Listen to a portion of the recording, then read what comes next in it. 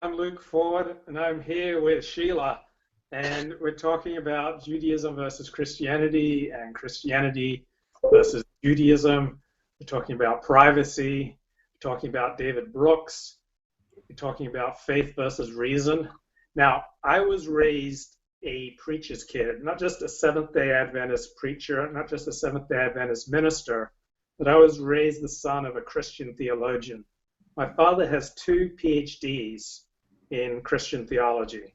So, and they're not mail order PhDs from, Rolling Stone magazine, but he did a PhD in rhetoric, in Pauline rhetoric, the rhetoric of the Apostle Paul, from Michigan State University in the 1950s. And then in the early 1970s, he did another PhD in eschatology. That means the time of the end, the New Testament perspective, at Manchester University under F.F. Bruce. So my father was the head of the religion department at the Seventh-day Adventist Avondale College in New South Wales, Australia. His name is Desmond Ford, if you want to look him up on Wikipedia. And I grew up in the burning heart of Seventh-day Adventism. Seventh-day Adventism is an offshoot of Methodism. It's a form of Protestant Christianity. It started in 1844. So it's eschatological. It believes very much that we're living at the end times and that Jesus is coming back at any time. And when I was growing up, I basically had no doubt that Seventh-day Adventism was God's fullest divine expression to the world. The Seventh-day Adventists were, in essence, specially chosen by God. The Seventh-day Adventists were the new Israel. And in my first 21 years of life, I don't ever recall having a discussion about Jews. I never thought about Judaism as being a compelling religion. I thought it was a fossil of a religion, that Christianity had basically superseded it in 2,000 years ago when Jesus came to earth. And if you're a believing Christian, if you believe that Christianity is God's fullest expression of his divine will to the world, now I don't know why you would give much credence to other religions. Like from a Christian perspective, if you are an authentic, believing Christian, Judaism just seems wrong. It seems like a fossil. It seems like backward. And then, of course, I went through a phase of atheism and Marxism. And then at UCLA, I encountered Jews. For the first time in my life, I met identifying Jews, and I became fascinated by Jews. I had an economics professor at UCLA, Russell Roberts, who's a fairly well-known economist. He does something called Econ Talk. And he's a Baal Tshuva Orthodox Jew. So we had all these great discussions after class, and I became interested in Judaism, also listening to a KABC talk radio host named Dennis Prager, who wrote 2 introductory books on Judaism. So I eventually found my way to converting to Orthodox Judaism. And so now, sitting as an Orthodox Jew, when I look at Christianity, let me just be blunt. Let me not worry about anyone's feelings. Let me not worry about promoting tolerance and, egalitarianism and mutual understanding. Let me just say, like, from a Jewish perspective, mamish, Christianity just seems like a voda zora. Christianity out and out seems like idolatry. From a Jewish perspective, it is idolatry. Now, that's not something we say widely because obviously Christians don't like to be called idolaters. But from a Jewish perspective, the claim that a man came to earth and that he is God is just idolatrous. The notion that a man would come to earth, that God would come to earth to be sacrificed on a cross, just seems like the most pagan, idolatrous piece of, vicious, evil nonsense that you can imagine from a Jewish perspective. Just as from a Christian perspective, Judaism seems like a fossil. So from a Jewish perspective, the idea that what you believe about God is more important than how you live your life, which is the essence of Christianity, just seems like nonsense. It seems insane. It seems, stupid. And so from a Jewish perspective, it seems obvious to us that Christianity is nonsense. And I'll just give you a widely retailed story in Jewish life about a Protestant minister who came to Jerusalem when Eichmann was on trial. And just before Eichmann, who was I thought we were going to talk about Nazis. Give me a break here. Okay. Okay. He was going to. He came to see Eichmann before Eichmann was put to death, and this minister was met at the airport by reporters, and they asked him what his message was, and he said his message was that if Eichmann would repent of his sins and accept Jesus as his savior, that he would be forgiven and that he would have eternal life in heaven. And so the reporters then said, well, what about the Jews who died in the gas chambers? If they refuse to accept Jesus Christ, will they too go to heaven? And the minister's answer was a pithy no. So you can take examples like this, so that from a Jewish perspective, Christianity just seems insane and wrong and terrible and wrong-headed. But also, if you're from a Christian perspective, you can give examples where Judaism seems insane, wrong, So, and if you're a Muslim, then Judaism and Christianity are, inadequate representations of God on earth. And if you're a real believing Muslim, you want Islam to rule the world.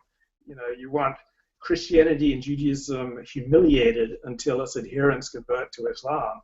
So it depends on where you're coming from. So I've tried to be fair to like these three basic, monotheistic faiths, but they all make exclusive claims. So I've given a long introduction. Jessica, I want to let you jump in there. Yeah. Well, the reason I haven't been doing these Torah talks with you, or these talks and broadcasts, is because I've been thinking a lot about,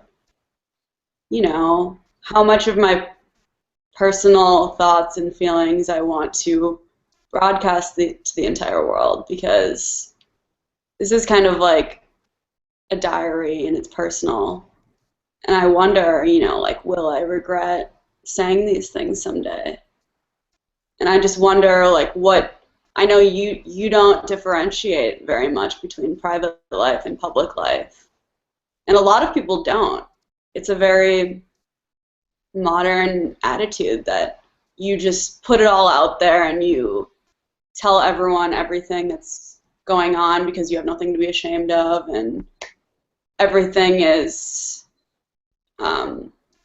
sort of up for grabs by the public. But I don't know if I like that, because I see a lot of people oversharing.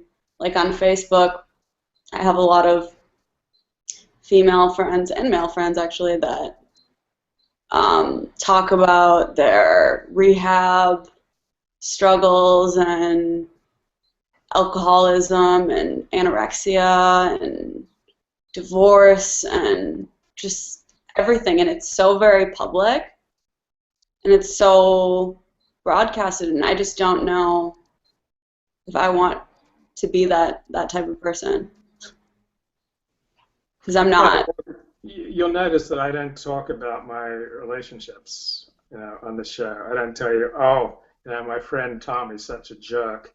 You'll never believe what he said to me the other day. Or, my friend Shmuel, you should have, he had this really bad odor when we were davening in shul the other day, and it was just disgusting. He doesn't cover his mouth when he coughs in shul. So I think it's important not to, backstab your friends and to share confidences. But you reveal some very personal things about your mental health and your psychiatric stuff, and something I would never be comfortable doing. Right. So there are a lot of things that I will share that most people would not feel comfortable sharing, but there are a lot of things about my life that I don't share. I don't talk about business dealings. I don't talk about my interpersonal dealings. I respect the confidence of people who confide in me. I go to a lot of 12-step meetings for various of my emotional addictions. I've been fortunate never to have developed a substance problem. I've never been hooked on drugs or alcohol, but I have various emotional addictions. And in many ways, I'm perhaps more vulnerable and honest in a 12-step meeting, and I certainly respect the anonymity of what other people share in those meetings. So I think a lot of it depends on what your profession is. Like for me, I primarily see myself as a writer, and so as a writer, part of what I do is that I mull about my feelings. I share my feelings. I share my struggles, and that is who I am. If I become an economist, as I planned to at one point in my life, and probably would have become if I'd not become so sick in my early 20s, had to drop out of university, then that would have shaped my personality in a different way, and I wouldn't have spent as much time, ruminating and blogging about my feelings Right. as I do now. So, I think there is a very important realm for privacy and dignity. And on the one hand, it does seem like I let it all hang out, but on the other hand, there's just vast swaths of my life that I would not share publicly because I want to maintain the confidence and respect of the people in my life. I guess the reason that I thought of this was because there was a few things. First is I was just thinking maybe I shouldn't discuss my theological struggles and whatever, because I know some people, not to say I don't take it seriously, but a lot of people take their religion extremely seriously, and I feel like if they hear me expressing doubts about something that's so very dear to them personally, and then like one day I decided like I really want to dedicate my life to this, if that were to happen, and there would be this record of me saying on video, I don't know if I believe in any of these religious things, or maybe, you know what I mean? Because it's so very personal. Well, I don't know. I think the idea that religious belief is very personal is more of a Gentile notion. It's more of a Christian notion. It's based on your personal walk with Jesus is much more of a Christian thing. Like Jews almost never talk about their religious beliefs. They don't. No, almost never. Like, I've never had a rabbi ask me about how I believed about God or how I believe about Torah. I had never had that. Really? Rabbis ask me, am I getting the mental health care that I need? Do I have a car? Am I looking for a better job? Do I have the health care that I need? Our relations with my family, but they never inquired about my beliefs about God. I guess my more specific belief, and now I guess I'm ruining it because I'm about to just say it, is, so here it goes. Like, what if I decided I wanted to be really Orthodox tomorrow, and then some rabbi or some person in a community hears me talking about going to church or contemplating Christianity or considering it? Isn't that kind of like a no-no? Yeah, well, there are a lot of things that are no-nos, but we're only vulnerable to the extent that we allow ourselves to be vulnerable. Let me just give you some examples. Nobody has taken me on since 2008. The last person who took me on was a rabbi. It was an Orthodox rabbi, and it was just a few weeks before the end of my Orthodox conversion. So by all means, I should have been scared to death because, as controversial as I am, and I have such a long track record, long public record. I've been interviewed in, many forms of the media. Like I've said a lot of, scandalous, shocking things. And so I should, by all means, have been scared. And this rabbi took me on because I put a list on my blog of Orthodox rabbis who were converts, and he was on that list, and he asked me to remove his name. I said no. And then he just said, in essence, I'm going to destroy you. I'm going to take you to a Beit Din. I'm contemplating suing you in secular court. I'm going to let everybody. What's a Beit Din? A Beit Din is a Jewish law court. That's like 3 rabbis. Like if you have a dispute with a fellow Jew, you'll often take them to a Beit Din and present your dispute to the rabbis for a ruling. And this guy went and edited my Wikipedia entry to make me look like the worst person in the world. He left no stone unturned. He emailed my rabbi. He said that I had the most anti-Jewish website that he'd ever seen, that he just wanted to expose me to the world. He was just going to go on he went on a jihad against me. And I didn't back down. I thought about it. I was in a very vulnerable place, but I was sure of where I stood, and I stuck by it. So there's a teaching in the Talmud that you should never remind a convert that he's a convert. But I said that applies to interpersonal dealings. That doesn't have to be the rule for how you conduct your journalism. So I stuck to my guns, and in the end, he looked foolish. I completed my Orthodox conversion process, and because he just kept going with this online jihad trying to destroy my life, I eventually just posted all his threatening emails to me on my website. So he was the one who looked bad. So that was the last time anyone has taken me on. Now, to the extent that we give off this fear, people will always use it against us. Keep talking once. Yeah. I'm still listening. Yeah, we all instinctively know what other people's weak points are, and we all instinctively start poking them when it's in our interest to do so. So if we, give off the vibe that we're frightened, people will beat up on us. It's not that I'm frightened per se. I'm not frightened of someone intimidating me. I'm more nervous about alienating people from me. But well, every day we have the choice between being who we are to maintain the relationships and maintaining the relationships that are important to us. So every day we have the choice of selling out who we are to try to get along better with the people in our lives. So I'd never recommend that just be who you are and don't worry about your relationships, but it's always a balancing act. So, I'm not telling you say everything on your heart right now on this show and damn the consequences. On the other hand, I'm saying don't allow other people's, negative views or potential negative views of you to completely crush who you are. It's always a balancing act. Like, it's important to me to maintain a certain core of my friendships. Aside from that, though, I'm willing to speak out. Yeah. The other thing that made me think of the whole privacy issue is I was reading this book, which is really good, by the way. It's like do you like Alana Mercer? Very much.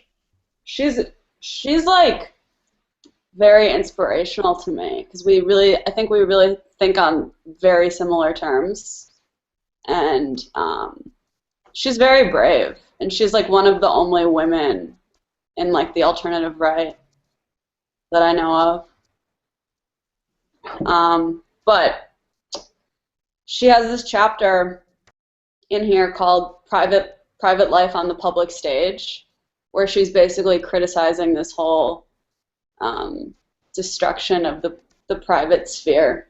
And it was interesting. I was with some friends last night, and there was a guy talking about his sexual adventures, and I don't know how often people do that because I don't attend those kind of social events that often, but I was just kind of thinking, like, did you really need to tell everyone about that? About how you just had random sex with someone and you don't even know me? You know what I mean? Does that type of thing bother you, or not really? Not at all. Like, I love someone like that. Like, I enjoy those people. Like, You do? I really enjoy honesty. Like, the air crackles when you hear people telling the truth. Okay, I enjoy honesty. I really do. I really value honesty. But I guess this is like my puritanical side coming out. I just thought, shouldn't you feel ashamed of just wanting to have meaningless casual sex and tell everyone about it? Is that's really puritanical, isn't it?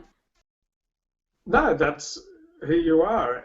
But I bet that you would be different if you were raised in New York.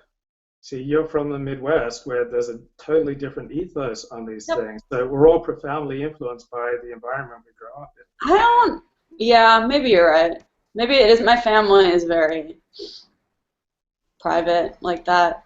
But this is also like the gayest, most liberal place ever. And people aren't very, at least the people I know, they're not very restrictive in what they say or do. It's like a free-for-all hedonism. I love when people tell the truth. I just love it.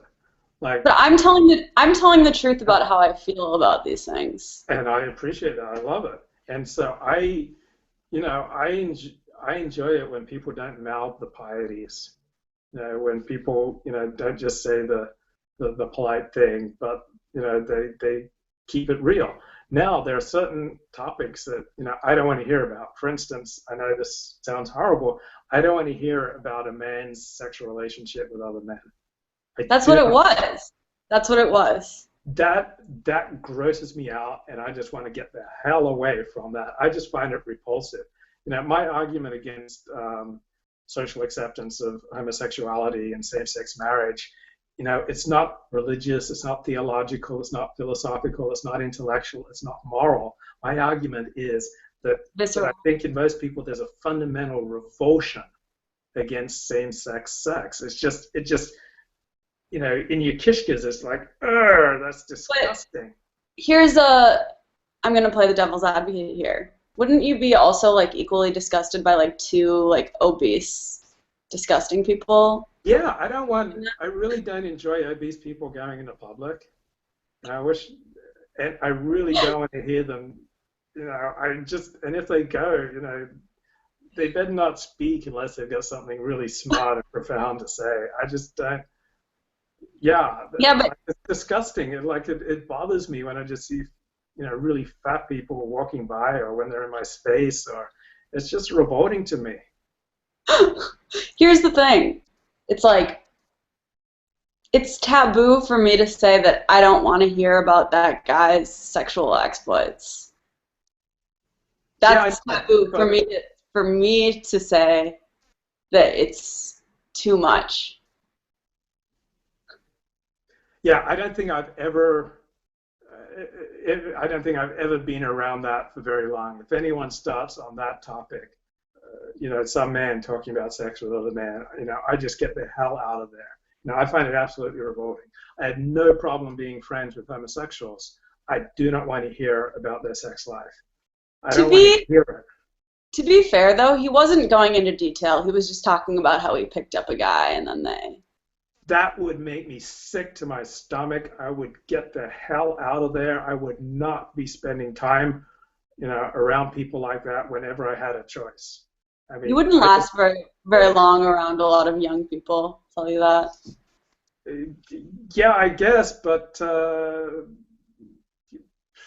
yeah, like I wouldn't tell the person, that makes me sick to my stomach. I would just find a way to get out of there. I wouldn't treat him badly. I wouldn't be rude to him. I wouldn't, shun him and turn my back on him. I certainly wouldn't try to embarrass or hurt him. I'd do nothing against him, but I would just minimize my contact with people like that. But I tell you what, I go to a lot of 12-step meetings. There are a lot of gays in there, and they do share about their same-sex stuff. And yeah, it just skeeves me out. But on the other hand, they are my fellow addict, and I do feel a love and rapport and support for them. At the same time, I'm simultaneously totally skeeved out by hearing, some guy talk about his husband. But on the other hand, we are in this, recovery program together. So on the one hand, he's totally my brother. I do not walk out of those meetings. I would never say or do anything to hurt him or to embarrass him. But yeah, internally, I'm totally skeeved out by any men talking about their same-sex relationship. And in real life, most lesbians are not hot. In real life, most lesbians are, fairly unattractive. And so I don't... I know some pretty hot lesbians. Some hot lesbians? I know a lot, yeah. Yeah, Well, I don't know. All the girls these days are like bisexual or lesbian or whatever. It's the thing. So. I don't want to hear about ugly people having sex. It's just not, no, it's just not my thing. I just don't find it aesthetically pleasing. Just don't find it aesthetically pleasing to think about one guy putting his penis inside another guy. It's just not my thing. I mean, I'm just a product of Torah, but to me, it's not aesthetically pleasing. Let's move on to the next subject. So we've sort of touched on this before, but you said that it's problematic for me trying to reason my way to being religious or to doing that. And I think you might be right. Well, I wouldn't phrase it that way. I would phrase it in the way that, as a friend of mine put it, who's secular and an atheist, he says, I've never known anyone reason their way to God. But is it possible? Yeah, it's possible, but the human animal works in a certain way. Read Jonathan Haidt. He's a moral psychologist and not a religious man. But the human animal works in a way that we rationalize doing whatever we want to do. So if our heart longs for God, we will find rational reasons for God. Now, if our heart wants to be religious, we will then find rational reasons to be religious. If our heart wants to be free and secular, now we will find rational reasons to be free and secular. If our heart wants to be atheist, our heart will be atheist. And if our heart wants to belong to Jesus, we will find rational reasons to belong to Jesus. So, just can't be as skeptical to the idea of reasoning one's way to religion. I think what happens is that we have like a psychic change for some people where we determine to be religious, and then we start trying to pile on. Then our mind starts sorting, looking for intellectual reasons, rational reasons for doing what we want to do. And that goes for whether we want to be sexually promiscuous, whether we want to have gay sex, or if we want to be an Orthodox Jew or a Jesus freak or a Muslim or a terrorist. We all I think we all emotionally decide what we want to do, and then we pile on the rational reasons. What do you think? Yeah, I think you're right, because I do want to be this way, but then what I'll do is I'll get really, really into it, and then like one day I'll be like so set, like, yeah, this is what I'm gonna do. Like, I'm gonna be Catholic, or I'm gonna be an Orthodox Jew, or I'm gonna be atheist or Buddhist or Mormon or any of these things. And not that I've like considered all of those things, I'm just using it as an example. But then I'll find like one thing or one little verse in the Torah or the New Testament, and it'll like ruin the entire thing for me, because I'm just like, that is false. And if that is false, then this is all false. Or one thing that they do that is incorrect, that I can see is logically incorrect, or can lead to, like, for example, like love thy enemies. I think that's suicidal. What do you think? Well, let me lay on you what I'm thinking as you're saying that. I'm thinking that part of you doesn't want to have your life like suddenly narrowed by making any of those commitments. So part of you is kind of looking for any reason to invalidate any of those commitments. And because you're so smart, you'll always be able to find reasons to invalidate any commitment that you might possibly make. So by invalidating any commitment that you might possibly make, then you remain free, and you don't have to pay the price of making any of those commitments. So your mind is like a machine that's just kind of looking for a problem in every possible commitment. And then you find it, which you'll always find it. Then you go, see, that possible commitment is stupid. Well, it's also like I'll be set on something, and then I'll talk to a friend or someone else, and they'll say, but what about this? You don't believe that. So you can't do this. That ruins the entire thing. Or this doesn't fit.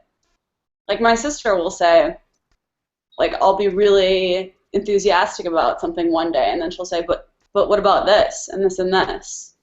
And that doesn't fit, and there's too many things that don't fit. That means it's all wrong. And I'll be like, yeah, I have no rational argument against it, and there's everything about me wants to be rational as I possibly can be, because that's my personality.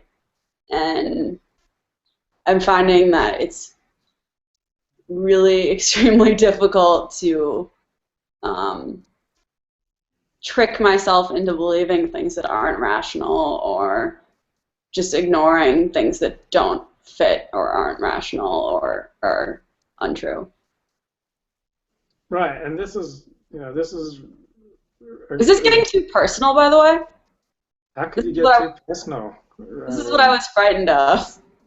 That's that's the best thing. No one's watching these talks because we're PhDs in theology, and we are not religious experts, and neither are we, geniuses with totally unique insights into the nature of man, God, Judaism, and Christianity. What's interesting is that we're, reasonably honest and have the ability for abstract thought and seeing things from different perspectives. So it's the honesty is the only reason anyone will watch these. So no, I think that's great, and I think that's totally normal for someone at your time of life. Like most people, when they become religious, it's because they've got married and had kids. People become religious, when they have children, because religion is a really good way to raise kids. But exactly. How many people who are single and 25, out of college, looking at different jobs, considering living in different cities, considering different professions, thinking about whether or not to go to graduate school. How many people like that do you think are making, planning on making lifelong, commitments to a particular religion? That doesn't happen that much. But don't you also think religion is a good way to meet people who have similar views to you? Because that's a big reason for me, that because like I will go to a random party somewhere and it's like I feel so totally alienated because I am the opposite of them, because they're kind of just hedonists. And it's like, where do you go in the world where people aren't hedonists and aren't obsessed with sex and partying? And I mean, I know there are places. This is kind of an exaggeration. And you're never going to find a community where you're at home and you're with like-minded people. You have a way of thinking. You're a mismatcher. You're always looking for what's wrong. The same as me. I've got the same personality. I'm always looking for what's wrong in an argument. What's wrong in what someone just said. Where's the weak point? And so that type of personality is fated to a lot of alienation, to feeling like the odd person out, and there's never going to be a community where you're with like-minded people. Like many Orthodox intellectuals say that the people they pray with they can't talk to, and the people they talk to they can't pray with. So I don't think you're ever going to find a community of like-minded people. You just have a personality type that looks for mismatching. Another thing I thought was really interesting was, do you know who, I don't know how to pronounce his name, Gilad Atzmon? Yeah, Gilad Atzmon. Gilad Atzmon. Yeah, I really enjoy him. He's a very renegade Jew with a lot of critical things to say about Jews. And he's an out-there thinker. So people, if you look him up and you find one or two outrageous things that he says, don't worry about that. You got to just listen to the music and take what you can enjoy. And if he says totally crazy meshuggah things, you don't necessarily need to dismiss him. But go ahead. He said that this made me really, really think. He said that there's a difference between the intellectual mindset of Athens and Jerusalem. Jerusalem is top down and rabbinical and dictated by rabbis, and there's no questioning allowed. There's no discussion. And he said that Athens is built on reason and argumentation and open discussion and anything. Do you think that's true? Yeah, I think he's far more right than he's wrong. And one of the great myths of Judaism is that it's all about asking questions. No, it's all about asking the approved questions. You ask the wrong sort of questions, and it does not go over at all. And I had that myth that it was, Judaism was all about asking questions, and I had nothing but surus, nothing but trouble as long as I practiced that. Generally speaking, very few Orthodox rabbis want to hear inconvenient questions. They only want to hear the certain, approved questions that you're supposed to ask and that they feel comfortable with. So I think Gilad Atzmon is far more right than he's wrong. And yet, you need to look at it from an evolutionary perspective. Jews are a tiny group, and what's their group evolutionary strategy? They're a cohesive group. And how do you have a cohesive group? You have certain people. They're so not cohesive. I don't think that it's cohesive at all. There's so much fracturing. But anyway, go ahead. Keep going. The way that you maintain a cohesive group is historically you've had a few rabbis in charge. Like you'll find very few leading Orthodox rabbis who will stick their neck out. Like I was once called into a meeting with a rabbi, and he said, I stuck my neck out for you, which he had done. And that's a very rare thing in Orthodox life because it's so much based on the community, and almost nobody is willing to stand up against the community. So it's very cohesive. Like Orthodox rabbis are always looking, they will not rule unless they can make alliances with lots of other rabbis, particularly rabbis more powerful than themselves. So very few of them will stick their neck out. They're always looking to, abide with the group consensus. So I think Gilad Atzmon is far more right there than he's wrong. Yeah. The last topic I have written down, or I planned for us to discuss, is David Brooks. And there's this rumor that he's converting to Christianity. Do you know where that rumor comes from at all? Well, yeah. I mean, people can. First of all, people can Google it. I don't have all the answers, or the very well reported story. Right at the tip of my fingers. But yeah, there is a story about him possibly converting, and there are reasons to think that. Like it mentions a story where during a meeting of a Passover, David Brooks went in holding eating a bagel, and chametz is totally forbidden. It's a real total rejection of the Jewish people is to go into a public meeting with a bagel. I remember there's a famous story of a Muslim terrorist in an Israeli prison, and when he saw his guard munching on some pita bread during Passover, he realized we're going to win because the Jews don't respect their own tradition. So also when you read David Brooks, his sensibility is much more Christian than it is Jewish. Like David Brooks taught a class in humility. Now, how many identifying authentic Jews teach classes in humility? That's totally meshuggah. Like, if you know Jewish life, humility is not the prized virtue in Jewish life that it is in Christianity. But I like him because I have that attitude. Or maybe I'm not. I don't. You tell me. You know me.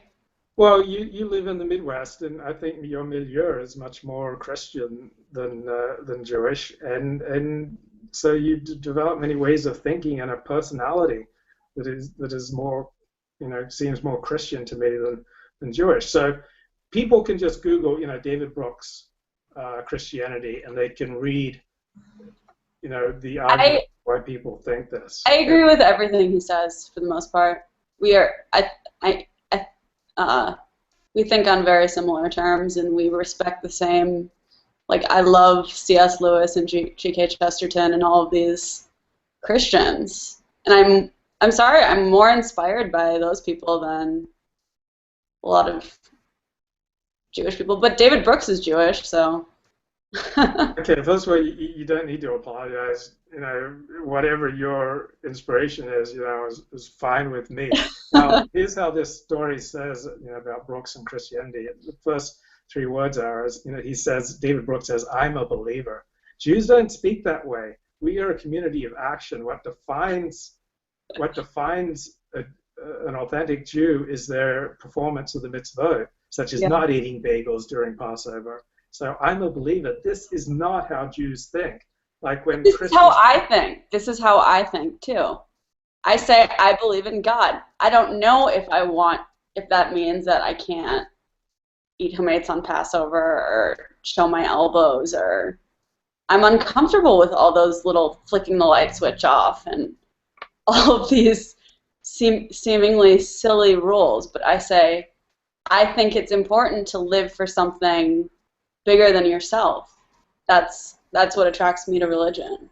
okay, so this is much more of a Christian approach than a Jewish approach. So, Jews don't talk about I'm a believer. That is not the Jewish way of speaking. Like, it's Jews who are more Christian, like Abraham Joshua Heschel, the rabbi who marched with Martin Luther King, was a big proponent of black civil rights.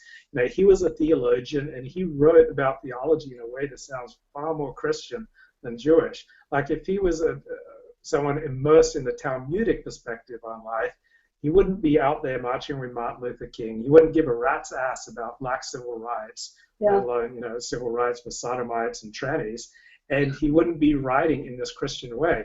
So, Christians talk about, this is our faith community. I've never heard, an authentic Jew talk about, this is my faith community. Mm-hmm. Just not the way we go. Brooks talks about, I read a lot of theology. Jews don't talk about theology. Reading a lot of theology, that's just not something that Jews do. And, Brooks says it's just something awesome about seeing someone stand up and imitate and live the non-negotiable truth of Jesus Christ. That is just a totally unfathomable thing for an authentic Jew to say. If you're, rooted in a Jewish identity, Christianity seems pagan, idolatrous, meshuggah, if not, just downright wrong. While if you're speaking from a Christian perspective, Judaism seems backward, fossilized, tribal. It just seems wrong.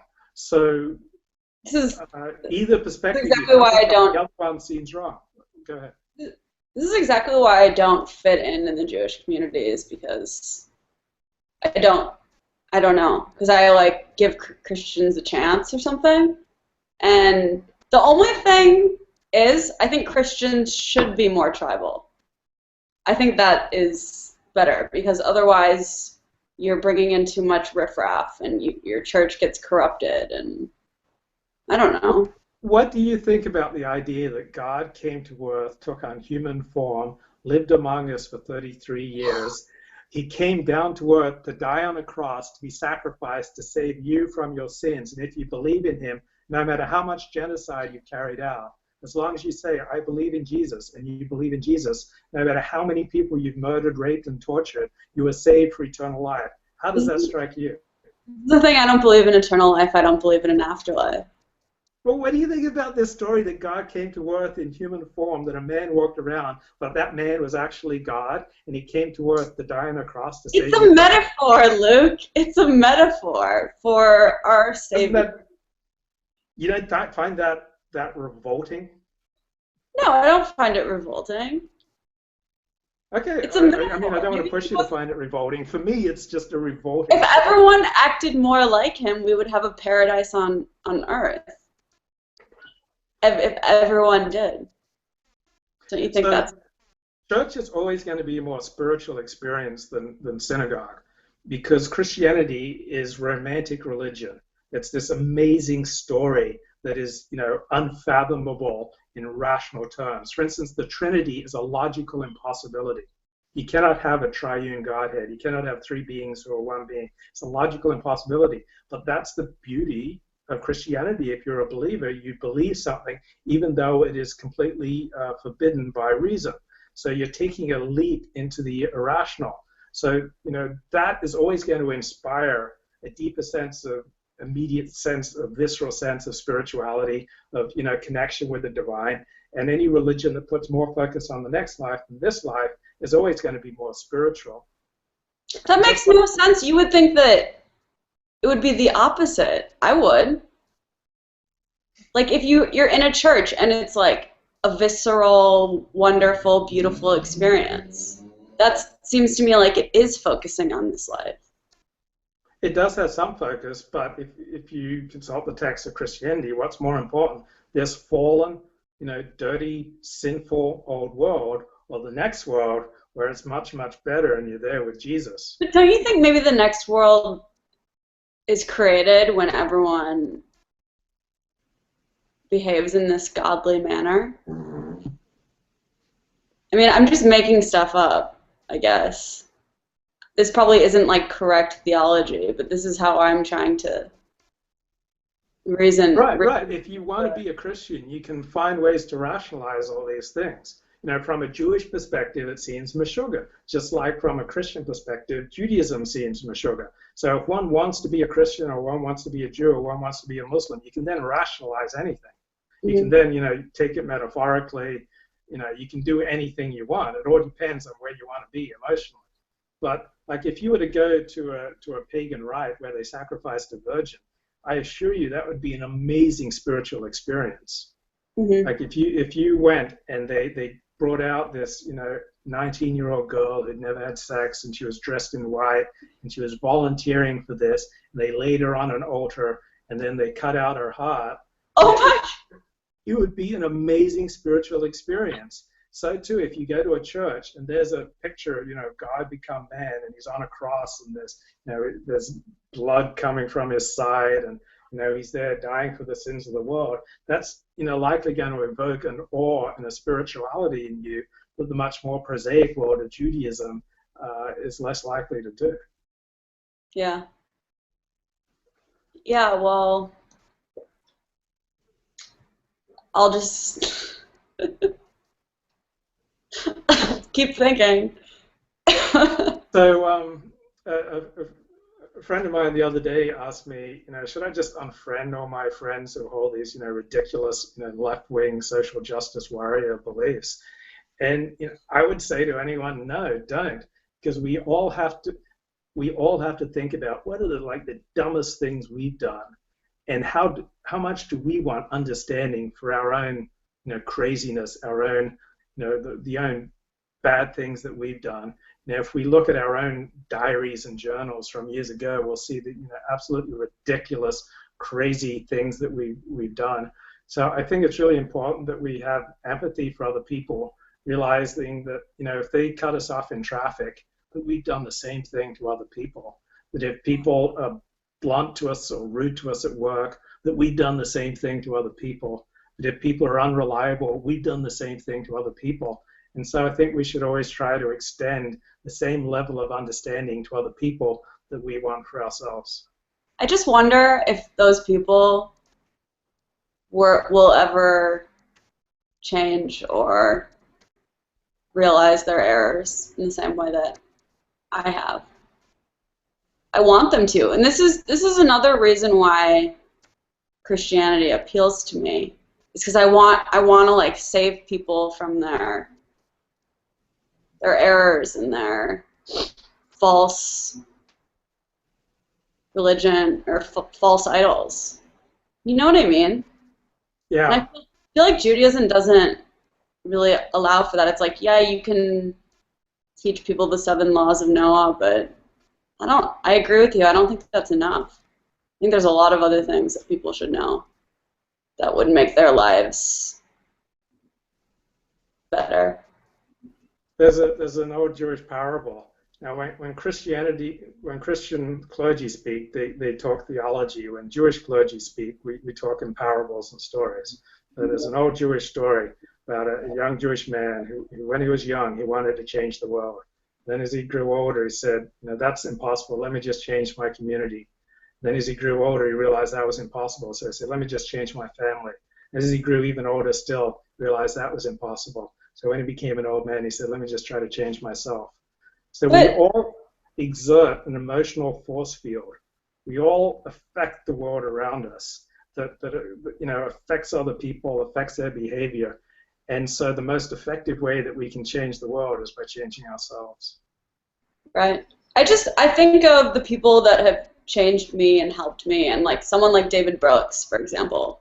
He seems like a person that wants to help people and change people. I mean, I don't want to change people by force. I just want them to know that there's a better way to live than a lot of people are currently living. Because when I was younger, I didn't know that there was. And I wish someone had taken me aside and said, look, this is the way it really is. And this is all of this stuff, all of these things that you're seeing people around you doing, just because they're doing it, that doesn't mean that's everything.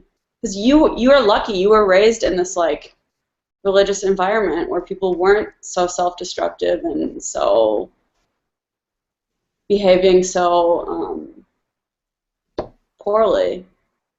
People were behaving really poorly in the They world. were. They were.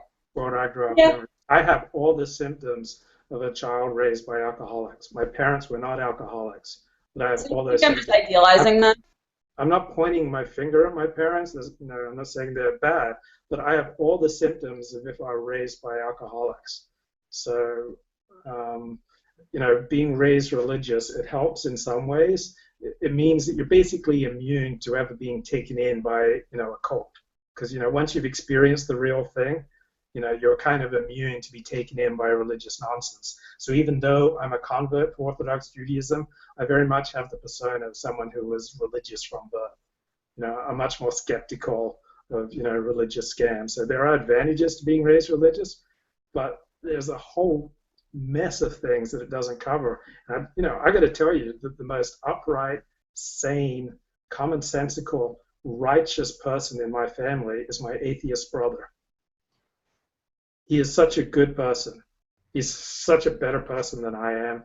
I don't want to compare him to other family members, but he is a mensch. He is, the most righteous person. He can't stand organized religion. He has no time for God, but Yeah. the most righteous person in my family. But in a way, he still was given that like moral framework that I I was wasn't. given that moral framework. I went out and directed a porn movie. I went out and banged over 40 women. I was just trying to have as much sex as I could. I was like immersed in the pornography industry But for. didn't you like at least you like knew in the back of your mind that that was wrong, didn't you?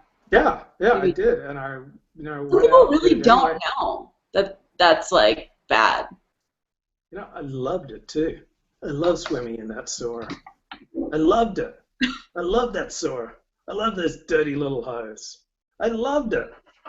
I'm just Um, gonna I'm just gonna disappear now.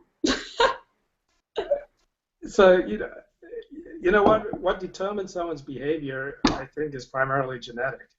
Um, Stalin used to was trained to be a priest, and he became one of the greatest mass murderers of all time. Yeah, So, that's a good point. there were plenty of Orthodox Jews who supported the Bolshevik takeover of Russia.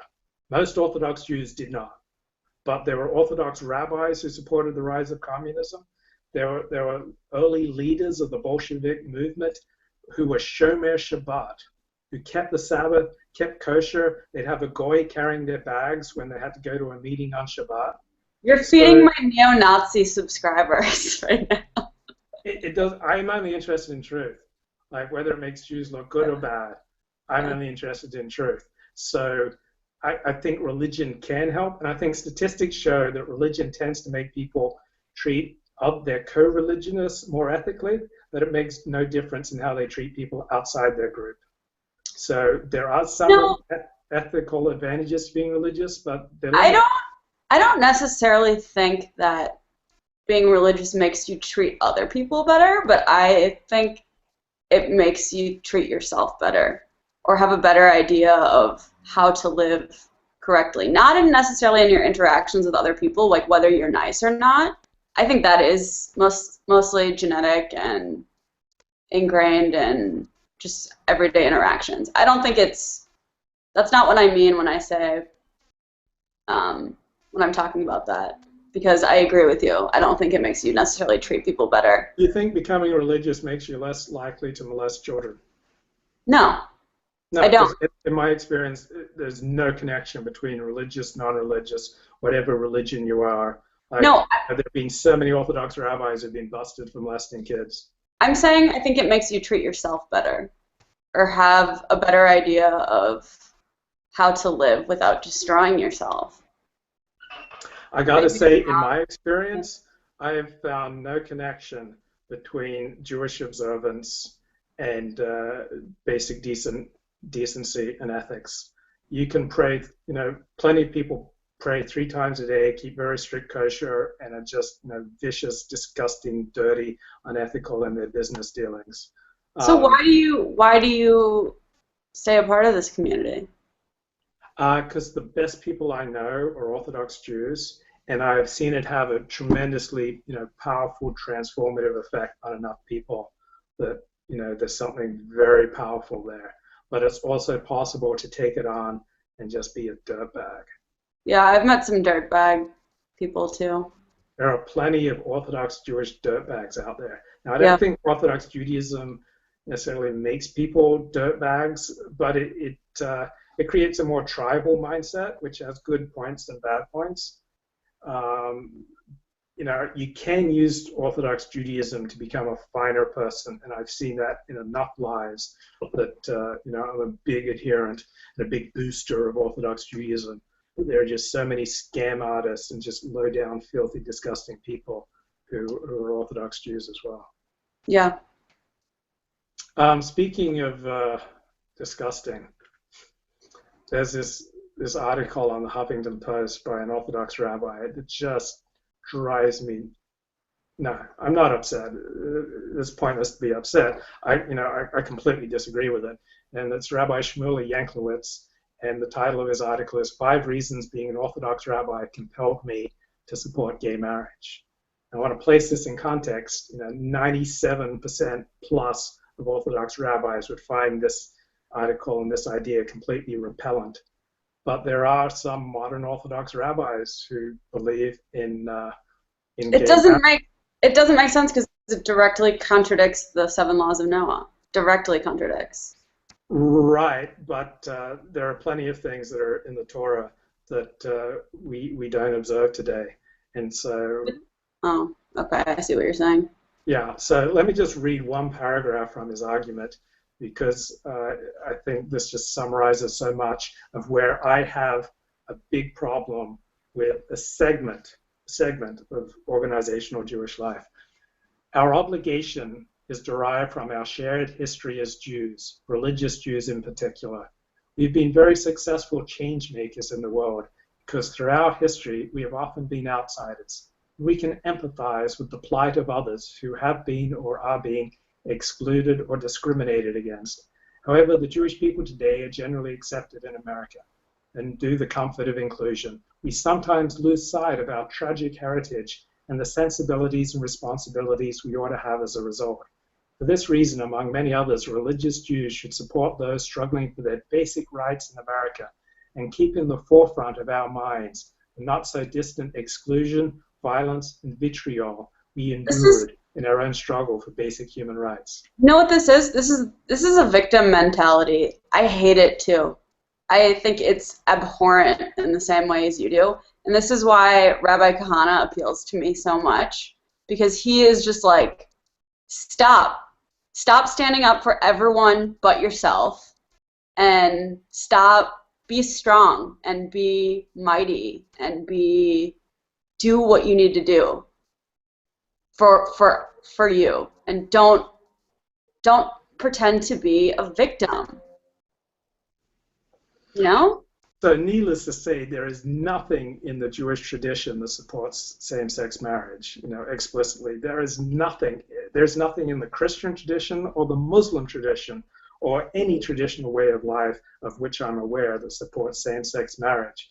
But there is a mentality in the modern Jewish world of always siding with aggrieved minorities against the majority. Whether it's blacks, homosexuals, trannies, Latinos, and this rabbi kind of embodies this.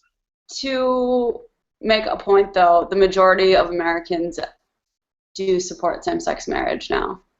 Just saying. And it's amazing because 40 years ago, most liberals would have regarded same-sex marriage is totally meshuggah. Right. You know, we've But had this revolution in 20 years. liberals have a really good argument. They say you don't have to get gay married, it doesn't affect you. So let them do whatever they want because love.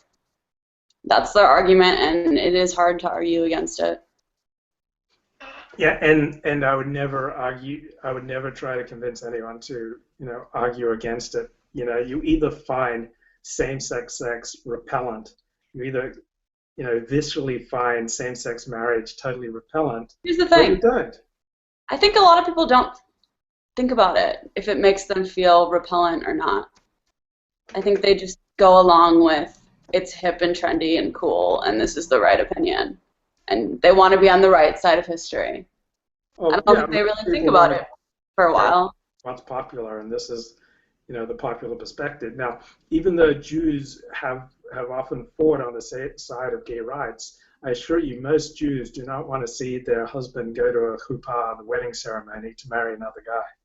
Very few Jews want their boys to grow up to marry other boys and their girls to marry other girls. Most Jews, don't like the feel of that in their kishkas But either. does any older generation American care?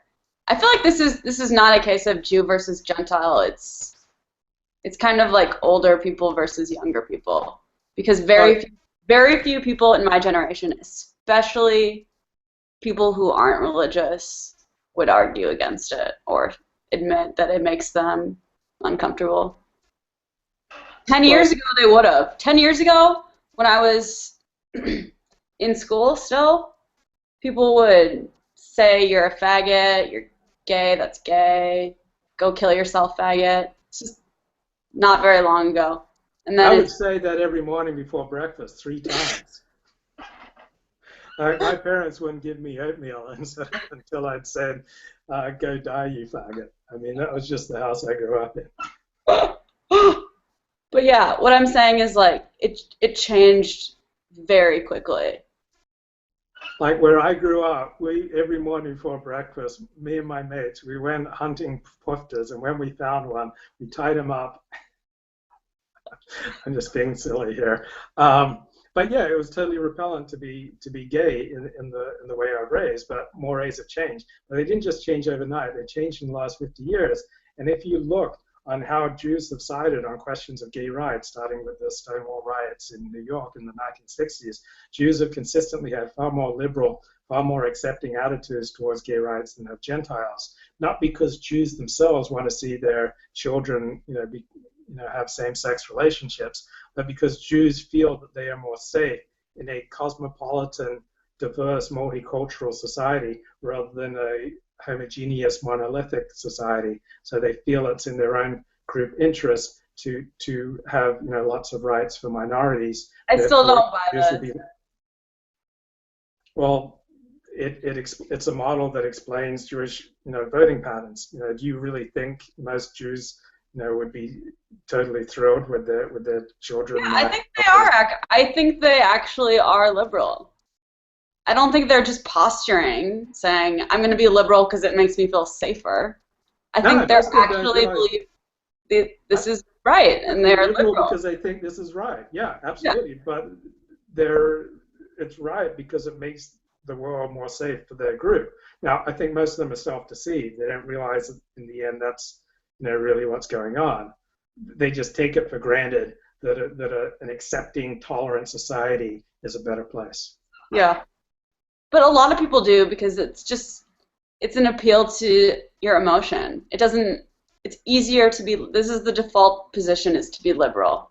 Because it's feel good, kind of, doesn't matter what the result of it is, but it's just like the knee-jerk, this is how you are a good person, is you let people do what they want and express their love however they want. Well, we've been propagandized with this left-wing perspective, since childhood. Our schools are dominantly from a left-wing perspective. The television is dominantly from a left-wing perspective. Newspapers are dominantly from a left-wing perspective. Movies are dominantly left-wing perspective. Radio, popular music, popular culture are dominantly left-wing.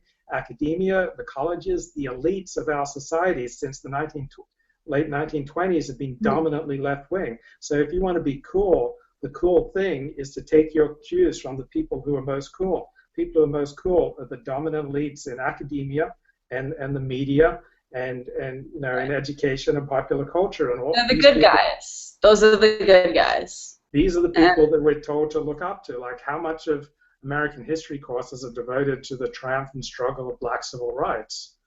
These are the good guys. What's really amazing to me is how liberals seem to be completely 110% unaware of how much power and control and influence they exert over mass culture and education and everything. They're like convinced that everything is controlled by Christian missionaries and white supremacists. It blows my mind how they can't see that.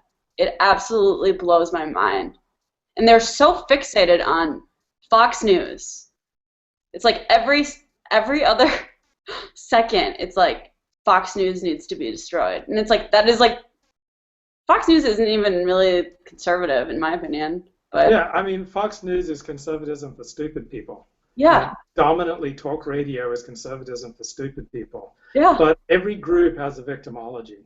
So, you know, conservatives aren't different from liberals in that we have our victimology, Jews have their victimology, gays have their victimology, white nationalists have their victimology. So every group has a victimology. Every group has reasons for why their group is oppressed, why they have enemies, and why they need a sort of nationalism. So this victimology is rife in all ways of looking at the world, whether you're a Seventh-day Adventist, Orthodox Jew, Muslim, you know, homosexual, Puerto Rican, transsexual. You know, every group has this victimology. I don't like any type of victimology. I don't want to see myself as a victim of anything. Whatever. Yeah, but it obviously like taps into something very primal. You know, when you see this in all groups, when you see all groups have a victimology, and particularly when you join different groups like I have, raised as Seventh-day Adventists had a victimology, how Seventh-day Adventists were oppressed, were victims, were going to be persecuted. Then I became an atheistic communist, and I kind of had this, you know, victimology that, you know, free-thinking atheistic communists were persecuted. Then I became, you know, very politically conservative and converted to Judaism. And I saw, you know, how Jews were often victimized in Holocaust. You know, then I started studying white nationalism, and you know, so you know, poor white people, they're oppressed and victimized. You know, it's just interesting that every group of which I'm aware has this victimology. You're right. It's true. It's every single group. It doesn't. There's nowhere where it doesn't exist. You're correct. Why do you think Christianity has such greater art than Judaism? Like Judaism kind of frowns on the visual arts, like the plastic. I don't know, but it really, really turns me off from Judaism. You know, like church is usually, you know, it's a much more aesthetic experience, transcendent, yeah, aesthetic, artistic, melodious. Right. Experience. That's one of the biggest things about it that appeals to me, is because I'm so very visual and visceral. I mean, look at the amazing architecture of the Christian world. Yeah, it's amazing. But then there's like the Protestant churches that are very plain, and so they have everything. But I'm attracted to the Catholic Church because it's amazing, and when I see that church or I see what they've created, I'm like, that is God.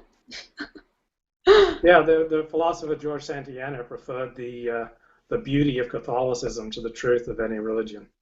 Right, but then it's like, it's so weird because like you'll go into a Catholic church, and it's all old people, and there's so few children, and it's like it's dying, and it's like the paint is coming off the walls.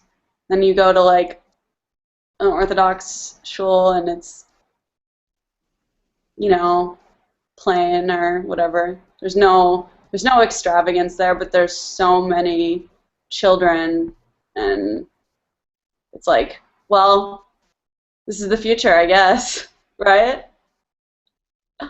To switch the topic, I dug up an interesting statistic this week showing that, according to one poll, I'm not sure how accurate it is, but it does strike me as accurate. 96% of American Jews supported President Kennedy sending federal troops into the South to forcefully, desegregate. I don't think that's true. There's no way that's true. You think there's no 94%. way that You 96%? didn't ask everyone. Where did this poll come from? That's a bullshit poll. No way. Okay, this is 1961. What do you think would have been the true percentage? Like, I think it probably would have been north of 90%. I think it would have been like 60 or 70%. Okay. So what if we were north of 90%? How would that make you feel about Jews? Really, really upset. I already like don't relate to them on some. It sucks because like it's like, yeah, these are my people, and why don't I? If like blood ties are so important, why am I such an outsider among my own group? And the only Jewish guy that is like this Anglo convert who is super controversial, and Paul Gottfried, and a few other fringe characters. Rabbi Meir Schiller. He's a yeah, I have his book right here. Excellent. This book is great, but it's also he's quoting a lot of Christian writers. A lot. Like Chesterton and yeah. So I'm like, why is he so set on Judaism if he's so into he's just talking about like the beauty and the wonder of Western civilization mostly. It's really interesting. If you're interested in the wider society, it's primarily been Christians who write about the wider society. Jews who identify with Judaism, write about whether or not you can eat an egg born on a Jewish holiday. They're concerned with ritual law. There are very few Orthodox Jewish public intellectuals. Very few, and they're pretty insignificant. So if you're interested in Western civilization, there aren't that many Jews rooted in Orthodox Judaism who have anything to say. For instance, I've been reading Kevin MacDonald's Culture of Critique about the Jewish culture of critique on Western civilization, and I haven't yet encountered one Orthodox Jewish intellectual that MacDonald is referring to. It's overwhelmingly these secular left-wing Jewish intellectuals that MacDonald is writing about, because Orthodox Jewish intellectuals rarely have much to say that's of much importance about the wider society. So if Meir Schiller is interested in Western civilization, there aren't that many Orthodox Jewish sources to consult. Right. But that's why I like him, because he's an outsider too. But another really interesting thing that I was reading on Radix Journal about Christianity, because they have a lot of debates about whether Christianity is good for Western civilization or people.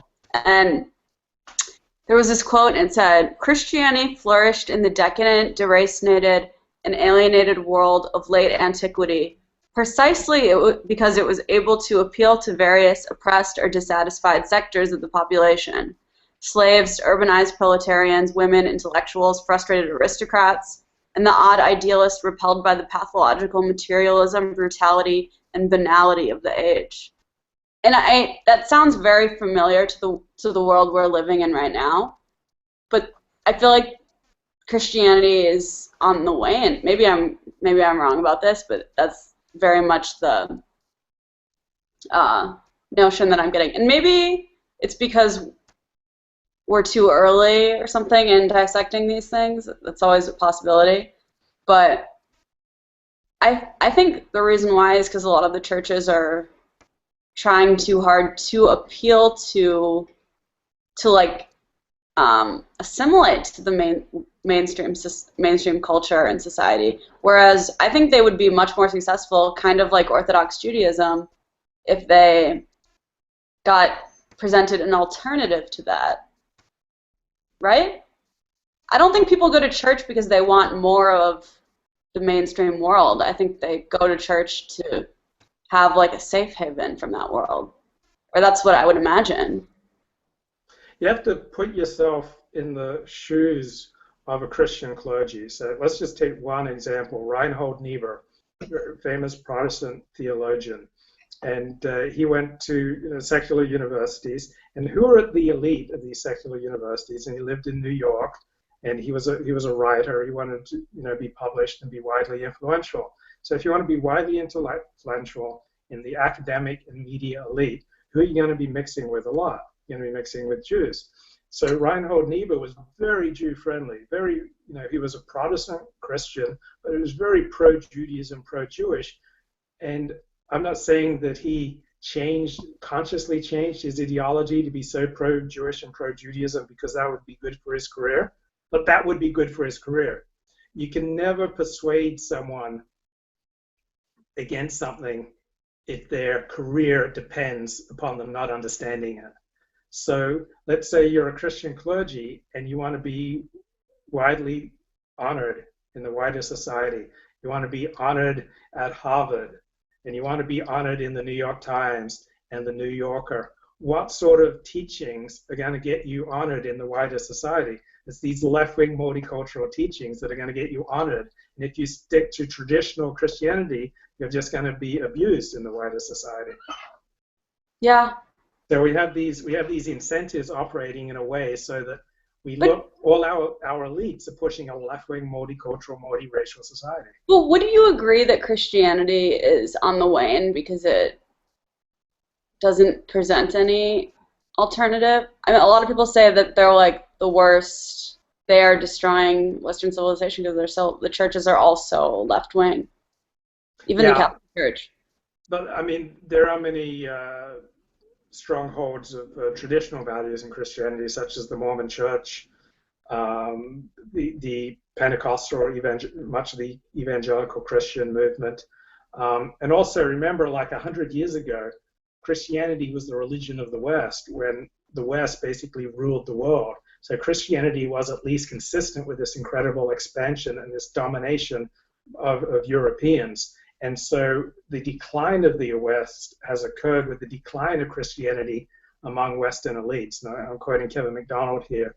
Kevin MacDonald's an atheist. He's not a Christian, but he wrote an Miller is saying that decline in Christianity started with the Enlightenment, and I agree with him. It's been going on much longer than the past 100 years.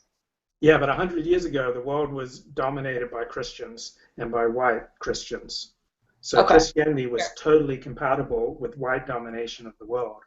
So Christianity, has been many things, but it's also been completely compatible with, 100 years ago, white Anglo-Saxon Protestants basically ruled the world. Christianity was, totally compatible with that. And the people who were doing the most destruction of the world today are the least Christian, while, they tend to be secular. No, they're not Orthodox Jews, and they're not traditional Christians. And so Christians are the people who are strongest in their Christianity are fundamentally at odds with the same-sex marriage nonsense. They are implicitly strong in their white identity. So, I don't think of Christianity as the problem. I'm not sure at all that Christianity is the solution, but Christianity is being completely compatible with dominant European rule of the world in the past. Don't you think, though, that it imbues a sense of guilt, which has been transferred to this white guilt? It can, but that's because whites evolved in Northern Europe to be moral societies. So we were spread out, so we weren't as much kinship-oriented as Jewish and Oriental societies. So whites evolved in Northern Europe where your reputation was the most important thing. So if you were perceived as being a good person, then you were a part of the group. But if you weren't perceived as being a good person, then you're ostracized. So whites are very interested in, what is moral. And so that makes them vulnerable to these, moral trends. So today, to be a good person is to be pro same-sex marriage. And whites are particularly vulnerable to that. Blacks, Jews, Chinese, these are much more kinship-based societies, that are much more centered on what's good for my group, and so we're much less vulnerable to moral fads. But white people are just terribly vulnerable to moral fads because for white people, they don't have as close kinship ties. Like most white people, ethnic ties are not important. They don't distinguish between in-group and out-group. They distinguish between those who are moral and those who are immoral. And so that makes white people, vulnerable to this crazy moral fads that are destroying the Western world. While tribal-based societies are much less vulnerable. Because if you're Jewish, the fundamental moral question is it good for the Jews or is it bad for the Jews? Same thing if you're black. If you're black, is it good for blacks? Is it bad for blacks? If you're Chinese, you first ask, is it good for Chinese or is it bad for Chinese? And you look at the world through a tribal lens. Yeah. Well, how long have we been talking? I guess I'm pretty much talked out. Is there? That was a really good discussion, though. Yeah. I really enjoyed it. So did I. All right. Well, bye, everyone. Thanks for watching. Bye.